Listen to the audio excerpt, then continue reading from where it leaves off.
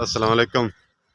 तो जी मैं माड़ा बंदा इत्थे काम करदा, मेहनत मजदूरी दा ते कोई गरीब आदमी है जी। ते छोटे छोटे बच्चे है जी, मेहनत मजदूरी करते हैं जी। किराए ते बैठे हैं, फोड़ा रोड ते रहने वाले हैं। माँ प्यो मेरा बुढ़ा वा, बजुर्ग है, तो बीमार रहंदे है जी। उन्होंने कुछ दवाई ते लग जाते हैं, कुछ मकान किराए ते लिया होया जी। ते घर दे राशन वास्ते कुछ मैं कर नहीं सकता है। मेहनत मजदूरी करदा वां, कदी दिहाड़ी लगदी है, कदी नहीं लगदी हैगी जी। ते महंगाई इन्नी पूरी नहीं पैंदी हैगी जी। घर दे किराए भी देने होंदे आ, बिजली दे बिल भी देने होंदे। माँ प्यो बीमार आ ते दवाई दारू भी लैना होंदा जी। फसली मेरा वजन नहीं चकदी है जेह्ड़ा राशन रूशन लै के पूरा कर लीए घर। तुहाडी मेहरबानी मेरे ते तामन कीता जावे।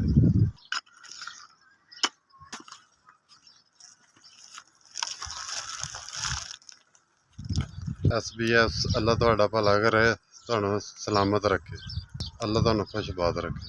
मेरे गरीब ते भला कीता, मेरे बच्चे खाणगे तुहानू दुआवां देणगे। अल्लाह तुहाडे सारे नू सलामत रखे, अल्लाह तुहानू कमी पेशी ना आवे, तुसीं इंज ही वंडदे रहो। SBS तुहाडा भला होवे, मेरे गरीब ते नेकी कीती।